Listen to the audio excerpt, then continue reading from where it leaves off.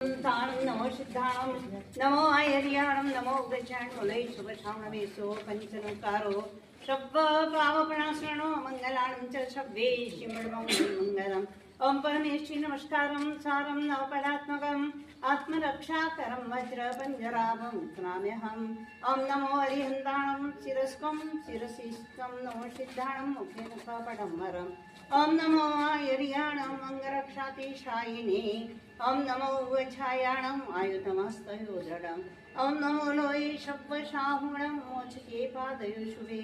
एषो पञ्चनमुक्कारो शिलावज्रमयी तले शब्दपावपणासणो अप्रोवज्रमयो वै मङ्गलाणं च शब्दे सिंहादिरङ्गारघातिका शाहं तं च वडङ्गेयं वडमं वै मङ्गलम् वप्रो परिवज्रमयं विधानं देहरक्षणे महाप्रभावारक्षेयं क्षुद्रोपद्रवनाशिनी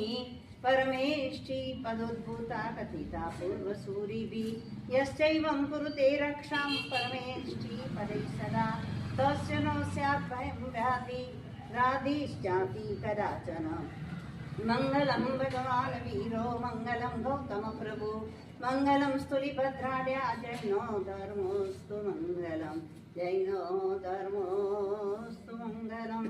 अज्ञानतिमिरान्धानां नानां जनशलाकया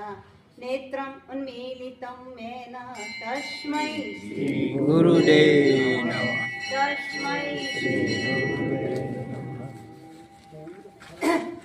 ખરેખર આપણી જે પણ એક હિન્દુસ્તાનની ભૂમિ ચારે બાજુ જ્યાં ધર્મ વણાયેલો હોય હિન્દુ સંસ્કૃતિ જ્યાં જાગૃતિ અને જાજરમાન બનેલી હોય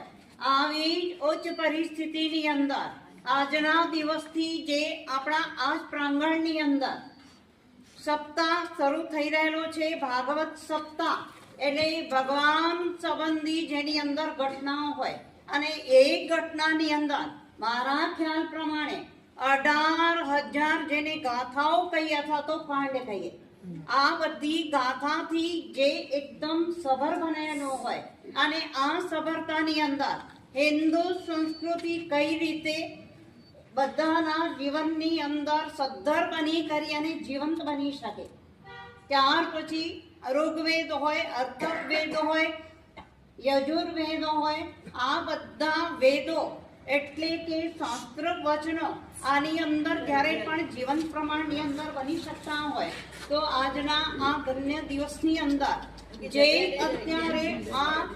મહાપારાયણ શરૂ થવાનું છે જેની અંદર આચાર સૂત્ર